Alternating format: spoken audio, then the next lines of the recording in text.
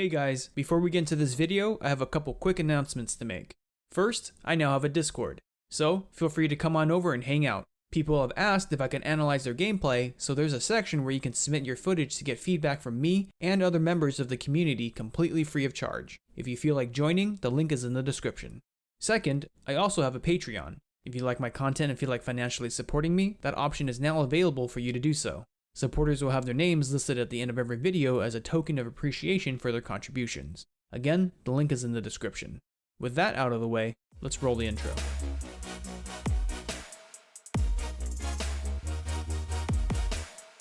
Welcome back to Git Good, a series where I analyze my gameplay to see what I did right, what I did wrong, and how I could have played better. Today, we're going to try something a little different. Rather than breaking down every mistake I make, I'm going to focus on one general concept in each clip, and we'll look at it not only from my perspective, but from the perspective of Shyver as well. Shyver is a member of the community that I've been playing with, and he is significantly better than I am, so it'll be interesting to compare his perspective to mine and see how differently we react to the same situation. Shout out to him for allowing me to use his footage and for helping me with some of the analysis as well. When I first started playing with Shyver, it felt like he had some insane mechanics and reaction times because he was able to capitalize on small opportunities and snowball them into big advantages. I thought it was just because he was playing like a god, but it turned out that he had much better positioning than I did, which allowed him to get more information and be under less pressure so he can make better decisions. His play isn't 100% perfect, but that's not what we're focusing on. I want to point out what I'm doing wrong and show what it might look like when someone else is doing it right. Shyver's perspective is missing gameplay audio since there is background noise that I couldn't edit out, but it shouldn't affect the viewing experience that much. We'll be looking at arena games, but the concepts covered here can easily be applied to the Battle Royale side as well. In our first clip, I'll be focusing on my lack of team awareness as well as how I position myself relative to the enemy team. The majority of my mistakes happen well before the fight. I'm oblivious to all the signs that I'm doing something wrong, and the little mistakes add up, leading to a quick death.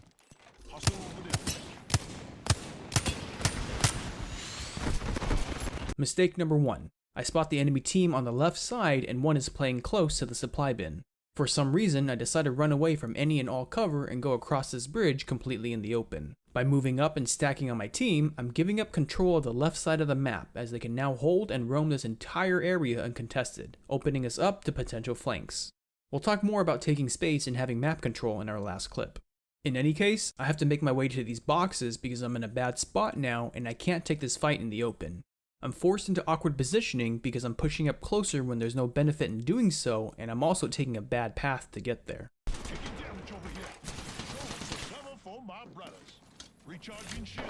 Mistake number 2. I burn my dome to save myself from bad pathing and keep pushing up, ignoring the fact that I can clearly see our Pathfinder falling back, meaning I'm not going to have the amount of help that I'm expecting to have. I think nothing of it and continue my merry way to the boxes because I can hear a bloodhound fighting to my right and I want to help. Mistake number 3. As I'm moving up, we can see our bloodhound disengaging as well. At this point, I should be getting worried about my positioning. If bloodhound is falling back, someone on the enemy team is going to be pushing up, and they're going to take control of the corner of this wall or the fence behind it, if not both. Since I'm moving up, I'm likely going to be sandwiched. With one person at the end of each side of the wall, they're going to have a crossfire set up, and I won't be able to effectively use these boxes for cover. You can see me check each side of the wall a couple times, so intuitively, I'm aware that fighting here is going to be difficult, but I'm stubborn and choose to do so anyway. I have to 180 to check the angles that I can be attacked from, which is going to make it easy for them to shoot me in the back.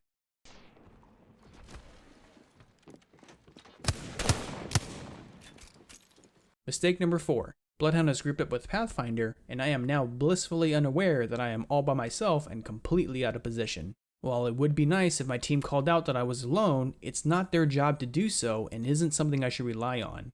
Aside from the fact that I saw everyone running the opposite direction of me, a single glance at the minimap would have told me that I wasn't on the same page as my team, and that maybe I should reconsider what I'm doing. I should have noticed that as a team, we're collectively giving up space, so I should reposition accordingly. I also need to be aware that I already used up my dome, so I don't have any abilities to help me get out.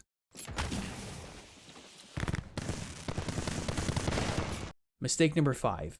I continue to push up and I end up running face first into the enemy team. Now, if it was just as Loba, I might have been okay. But I know it's more than just as Loba because we saw the fuse tactical detonate right in front of me, so I'm about to be fighting a 1v2. Instead of trying to return fire, I should have run away. Did I say 1v2? Because I actually meant 1v3. Don't forget about the left side of the map, which I'm completely exposed to at the moment. At this point, I'm getting shot at by all 3 members of the enemy team, and I get deleted before I can react. Well, I say I had no time to react, but I had 5 warnings over the past 20 seconds that I was doing something wrong, and that I needed to fix myself, but I refused to do so. This led to me being completely surrounded with no way to escape.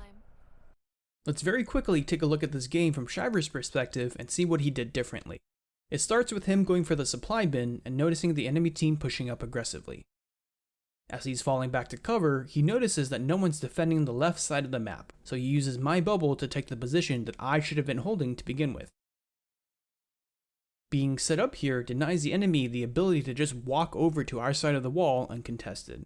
He hears me shooting and rotates over to help. However, instead of rotating towards the gunfire into the middle of the enemy team like I did, Shyver stays further back behind cover. Look at the difference between his positioning and mine right now. The entire enemy team is in front of him on his screen. It's impossible for him to get flanked, so he doesn't have to worry about getting shot from somewhere off screen, so he can focus on what's in front of him. He needs to move his crosshair less than half the width of the screen to cover any point that the enemy can show up from, so he doesn't have to do crazy big flicks to get on target. There's also enough distance between him and the enemy that if things go poorly, he has enough time to react and get away if he's going to be collapsed on. There's more cover behind him that he can fall back to and kite people around, whereas I no longer have anywhere I can run without being exposed to someone. The enemy team overextends, and because he's in a good position, he's able to punish them without putting himself in danger and makes a cleanup look completely effortless.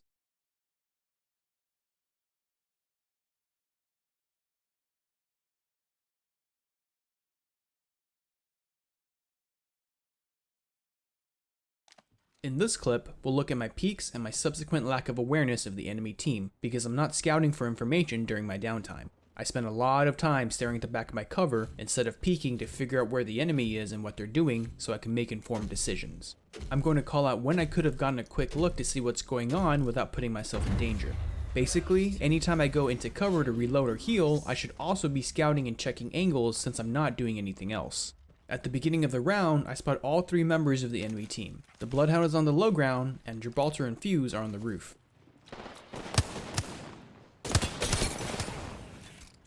I trade a couple shots with the Gibby and move back into cover to reload. This is the first instance I could have quickly peeked to the right of my cover to see what's happening on the other side of the ship. Instead of peeking the right angle from the right side of the cover, I look at it from my left, exposing myself to multiple angles at once.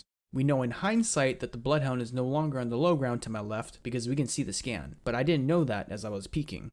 Imagine the Bloodhound was still there, and they popped out at the same time Gibby did to shoot at me. I could have taken a lot of damage from 2 people while my attention was focused elsewhere.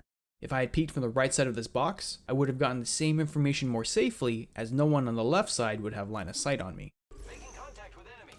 Recharging shield. I get scanned, so I back up to heal. I can see shots coming in, but I'm not sure who or where it's coming from. To safely see what's going on, I could jump to peek over the top of my cover. I'm not likely to get hit while jumping because I'll be exposed for half a second and I'll be at an angle that people aren't likely pre-aiming. I could look from one of the sides instead, but it's not as safe since I'll be slow walking while healing, so I'll be exposed for longer.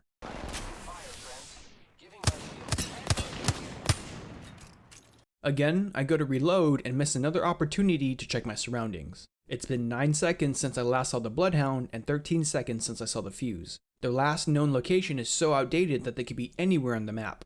For all I know, my left side could be getting flanked by 2 people right now and I'd be none the wiser. And it's not just my defensive capabilities that are hampered by my lack of information, but my offensive ones as well. If the enemy team left their Gibby alone on the roof, I'd want to know that because it might be the right call to collapse on him to get a numbers advantage and take their high ground. But I have no way of making that decision because I've been depriving myself of free information this entire game, so I can't correctly assess the situation. Here are 2 more instances where I could have gotten more info on my surroundings. I should have quickly looked around before going back to holding my angle.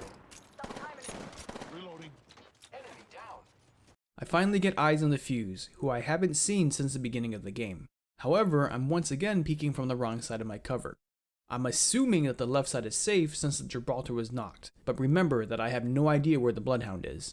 They can pop out from any number of places and beam me down right now since I'm completely exposed on the left.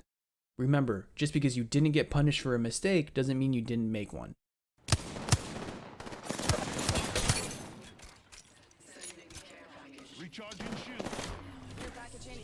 At this point, our Pathfinder wants to push the fuse and calls for me to follow. Because I've spent so much time staring at the back of these boxes, I'm going in blind. What angle is he attacking? Is the fuse still on the roof or did he drop to the low ground? How can I path behind cover to get there safely? Did the Gibby get revived? Are we going to be fighting the Bloodhound too? There are so many questions that I don't know the answer to simply because I never looked around when I had the chance to. I'm placing my complete faith in Shyver that his call to push is a good one rather than being able to come to that conclusion on my own. Enemy spotted.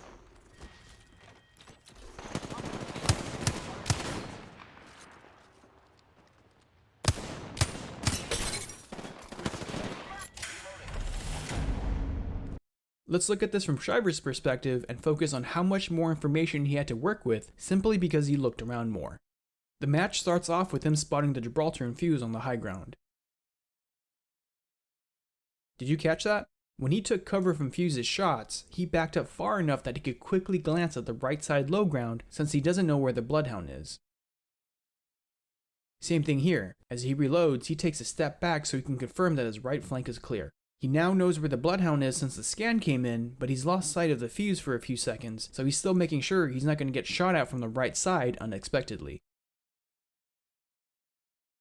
As he heals, he keeps his head on a swivel and continues checking around him, because staring at the back of his cover isn't going to tell him anything.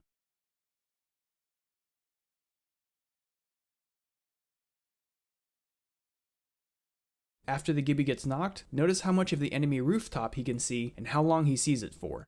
The information he gets over the next 10 seconds confirms that the fuse is on the roof by himself, which allows him to feel confident about pushing aggressively. Shyver isn't leaving free information on the table, and that difference in awareness is what allows him to make good decisions and capitalize on small advantages that might otherwise be missed.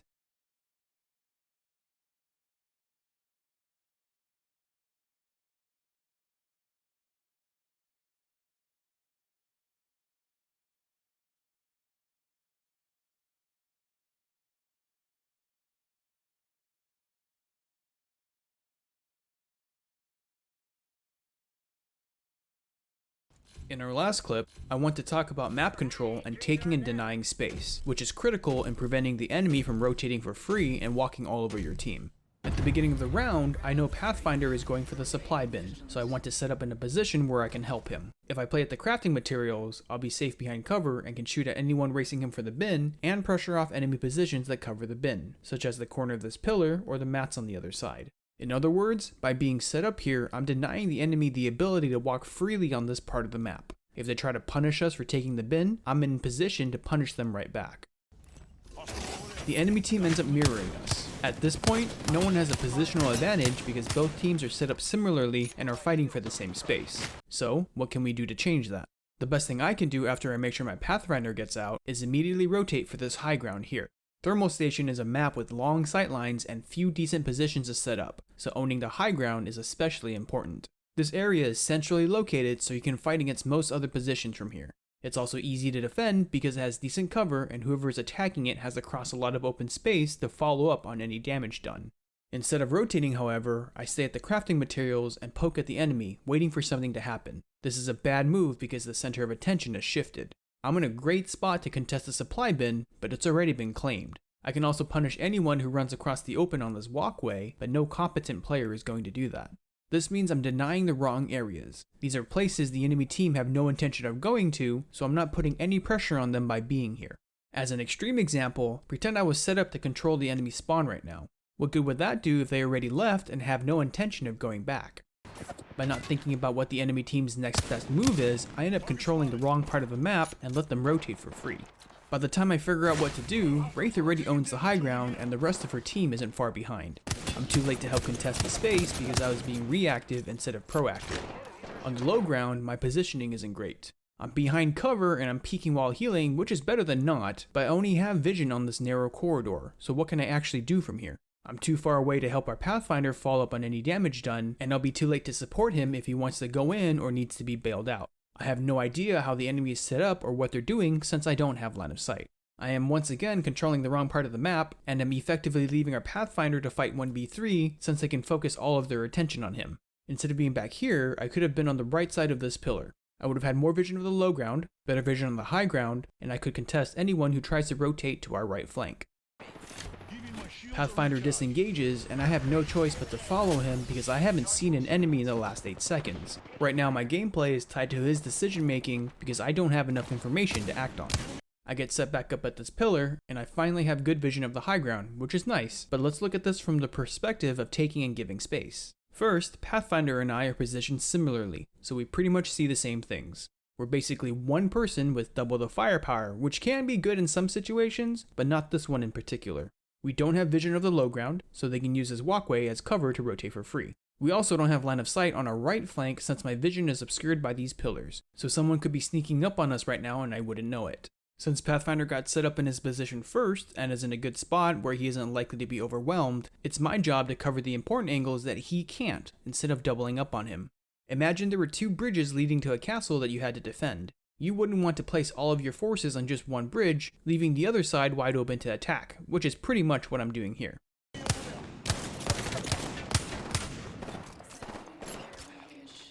package. Reloading.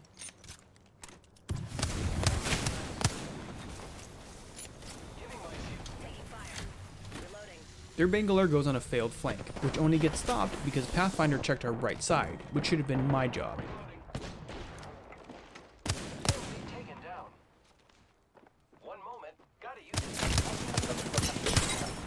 The Lifeline and Wraith start pushing up to the Bangalore. Of all the times I've been giving up space this match, this would have been the right time to do it. I did some decent poke damage to them as they were moving up, but I'm down to 100 health. Our Pathfinder is popping a Phoenix kit, and our Valkyrie isn't in a position to help and has no shields. Right now, I shouldn't be trying to prevent them from moving up. I should be looking to delay them as long as possible so our team gets a chance to reset and regroup. I could have taken the high ground behind me so that I have more angles to break line of sight and kite them around, maybe try to pop a shield battery, and get in free damage to pressure them off if the opportunity presents itself. What I mainly want to do is stall, because I'm facing multiple enemies while I'm alone at low health. If I can delay the fight for a few seconds, we would be able to engage as a team. Instead, I pop out and get down. I do decent damage to the Lifeline, leaving her at 20 HP, but it's not going to matter because by the time someone gets here to help, she's going to be healed back up. What could have been a winnable team fight becomes 3 losing 1v3s. While this last fight went poorly, remember that it was my lack of map control that let it get to this point in the first place. Had I done a better job of taking space, I would have had more information to act on and denied the enemy team better positions and rotates, so this match would have unfolded completely differently. Let's compare Shyver's play to mine, where he tries to deny space and free rotates to the best of his ability and adjusts his play accordingly when he realizes he doesn't have the support he needs.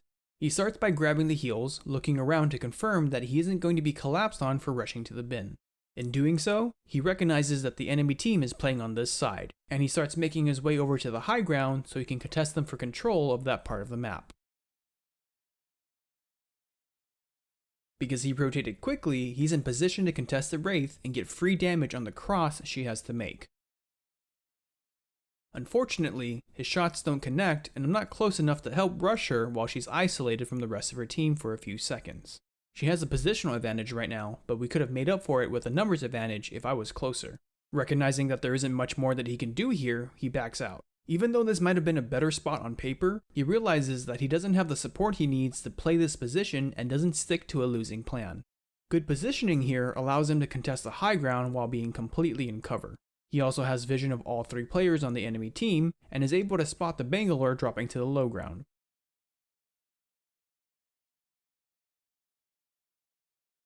Since he realizes our right flank isn't being watched, he goes to secure it himself.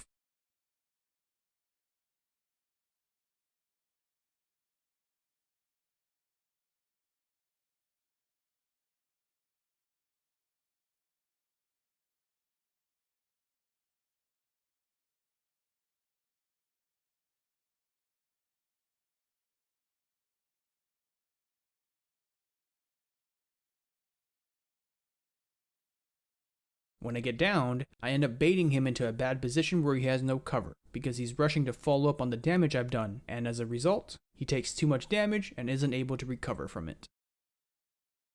I've learned a lot viewing the game from Shyver's point of view. It's one thing to watch a good player and think, of course, the decisions they're making are obviously the best ones. And it's another to be in the same situation yourself, seeing just how different your actions are. It's pointed out a lot of small mistakes that I make that in isolation don't mean much, but when compounded over the course of a game generally turns into me dying or us losing. So, I clearly have a lot to work on. Anyway, that about wraps it up for this video. Thanks for tuning in, and I'll catch you guys next time.